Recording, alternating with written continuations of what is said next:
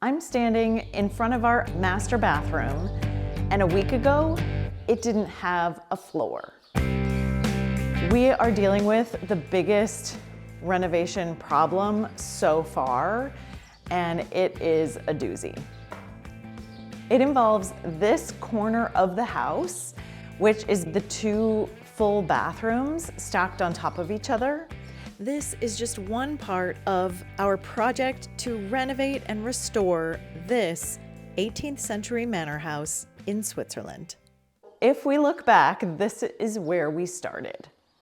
These bathrooms were sizable and interestingly shaped, and of course, decorated and designed from the 70s. We had the green bathroom upstairs and the more sort of orangey brown bathroom downstairs.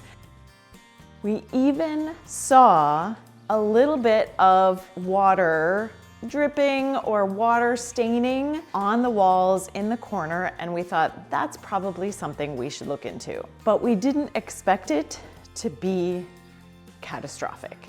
The first thing was to remove the carpeting from the floors and the wood paneling from the ceilings of the bathrooms, which we knew had to go anyway. In the downstairs bathroom, we even uncovered some cool old terracotta tiles that you can see in one of my other videos about our demolition discoveries. But above, underneath that wood paneling in the ceiling, were some things that started to make us nervous. The infamous straw that was used with the plaster on the ceiling, and some clear indications that that water staining went a lot further. I don't know if you noticed this, but you can see well outside of the house. Ooh, Yeah, and then look straight up. You're looking cracks. Oh boy. The team was very concerned about this, so this triggered some additional inspections and professionals that got called up to come and take a look.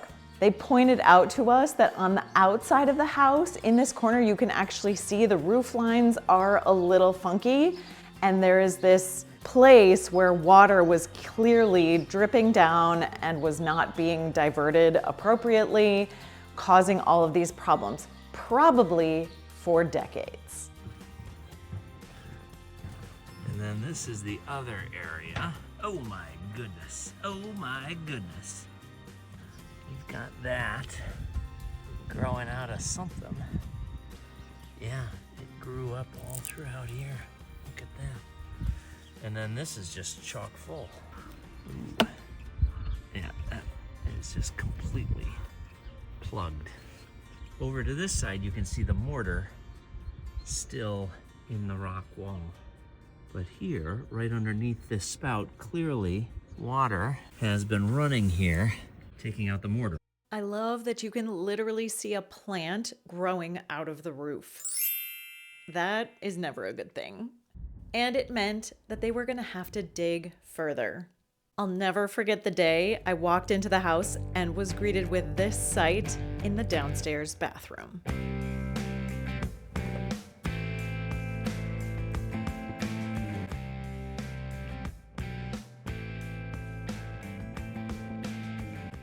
This is the moment when we realized something was very wrong. The water damage was not just on the surface, and it wasn't just in one room. The beams were completely rotted, and the damage ran vertically through the house from the roof all the way through both bathrooms and down into the basement. Our architect told us if we had ignored this and finished the bathrooms and put a bathtub in there and filled it with water, it's likely we might have had a money pit moment.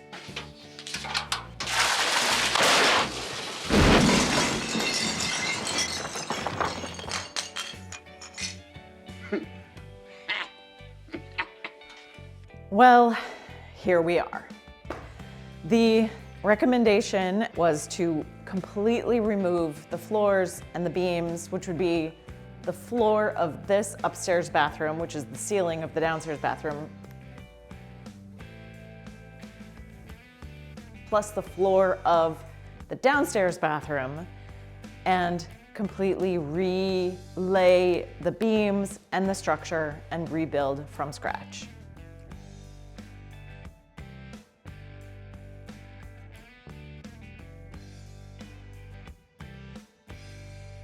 There was a moment where we could see all the way from upstairs here where I am now, all the way down into the basement. Aha! Hi there.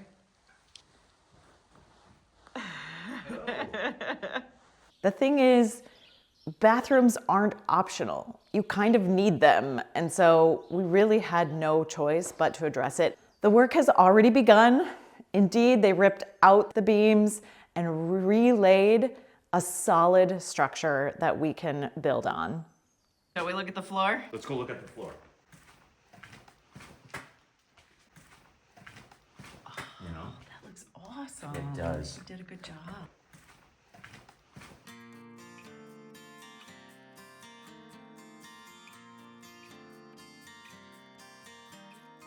This was not in our original plans. We knew this house was old. We even expected there to be renovation challenges along the way. And the architect did say, it's a good thing we found it when we did.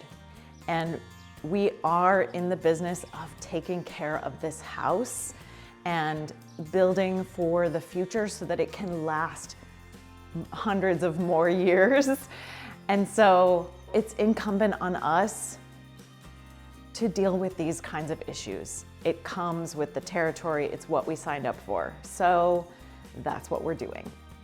Whenever there are challenges, we always go back to our vision. So I wanna share with you the vision of where we're headed. As I mentioned, these rooms are awkwardly shaped. They're kind of triangular and there's some weird angles. We've done the best that we can to work with that shape and the amount of space that we have. There are some differences. The nook area that used to be a shower, they both used to be showers. Upstairs in that little nook, the ceiling is angled because of the roof and it's a little short. It was not a good place for the shower. And so it's going to become a closet storage space. In both cases, we're adding a wall so that you can separate the room and put the sinks and mirrors and vanity. We've picked out the tiles as well. They're beautiful. One of the things I'm most excited about is the bathtub. I'm a bath person.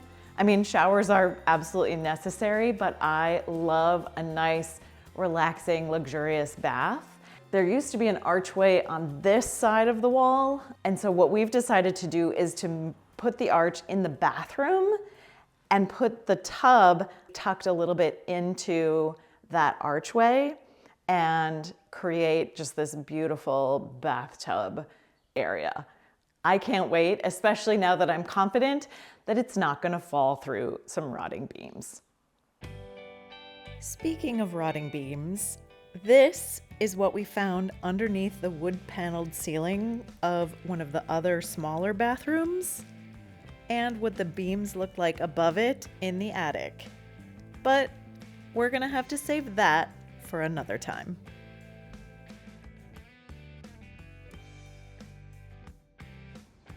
Waterfest. There's a lot more to come on this project. So if you haven't seen my previous videos, go check them out. We would love it if you would subscribe and follow along on our Manor House project. Oh, I'm gonna sneeze.